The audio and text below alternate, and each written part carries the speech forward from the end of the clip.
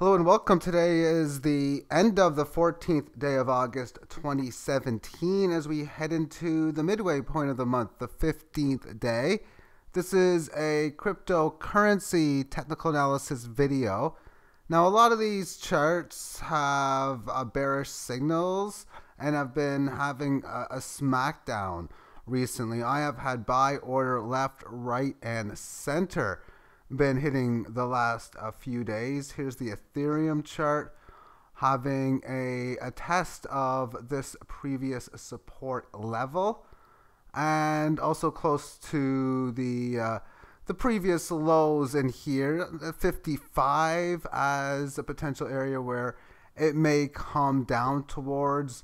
Just quickly looking at a couple other ones.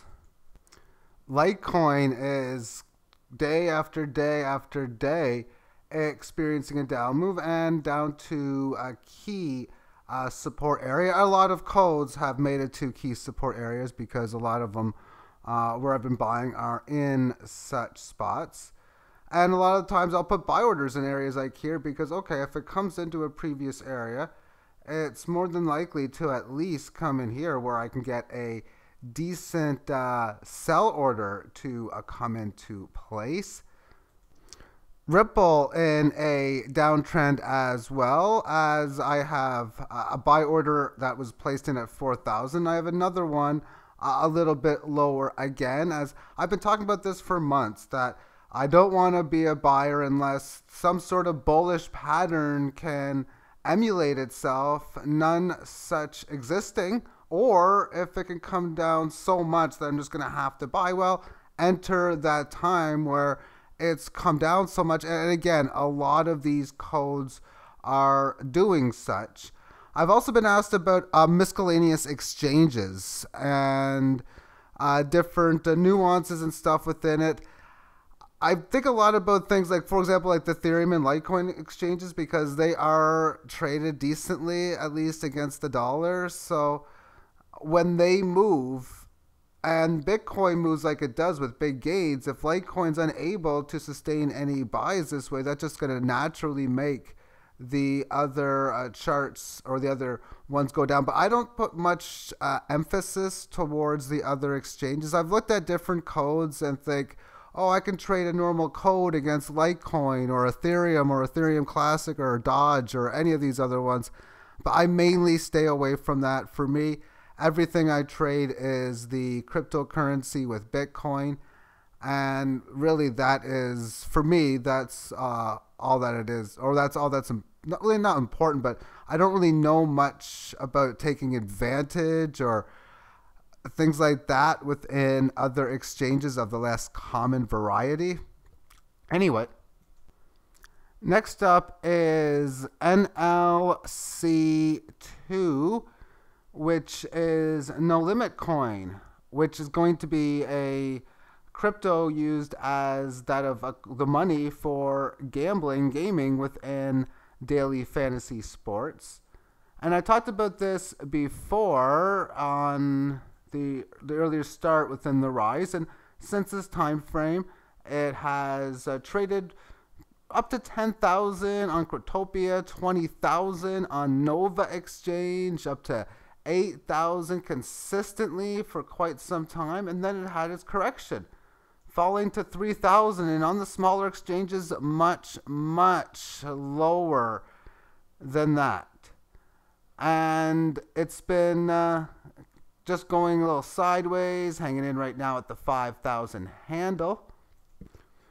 But since I've been just using this tedious, simple, very profitable system, I've been able to do substantially well, as since the price action was in here, I have basically essentially done better than double the amount of tokens I've had from here to here, but even more so, I've had a significant amount of Bitcoin profit. Basically, the value, 1/4 of my actual bankroll, of that, which is twice as high as it was before, has already been cashed out into Bitcoin with enormous profits along the way.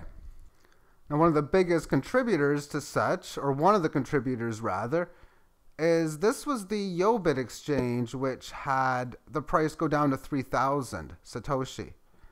Yet on other exchanges, much, much lower. I was buying a decent amount. And the 2000 handle, 2400, 2500, when these lows came in, 2 mornings, it was like wake up, and each time I woke up, I ended up getting amazing gains because I was buying in here. And then, oh, okay, right off the bat, I can sell at 4,000. Sweet. And then the same morning, the same thing happened again. As I had, again, buy orders even lower than this with the other exchanges that was in play, and spectacular gains. Even just over this period in here, I have made substantial gains as well, with the market hardly even moving, but by being able to trade at extreme volumes and then just put in the buy and sell orders at the correct spots, meaning that if you know it's going to break down below this support, which 4,000, well, I guess 3 and lower is where you go. 3,000, 2,000.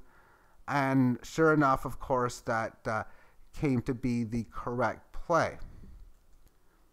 Because we're in a situation where you can actually profit on downtrends. Granted, your portfolio will always be lower when it happens, but at least be able to buy and sell for basic decent profits, as I shown a statistic earlier on back within the previous high. And this was in a situation where I had at that time increased my token size just 20% higher, where overall from where I started, it's a significantly larger. I had some decent profits, but buying at 56.50 and selling at 74.28. Now, the reason for the extreme difference was because on the actual breakout situation, I was able to get one amazing trade in, plus my original buy was at an average of 1,500 Satoshi as well. Now, my original bankroll, as far as tokens, at least the first 2 days of this, I was trading 6.5 times per day, or I went to 13.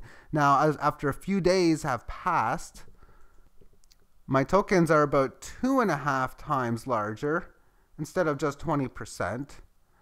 My profits 3 times, well, that meant the amount of Bitcoin that I put in, I had 3 times that locked up. Well, now I got 5 times of what I originally put in locked up. My average buy has been reduced from 56.5 to 51.20, but my average sell has plummeted down from 74 to 57.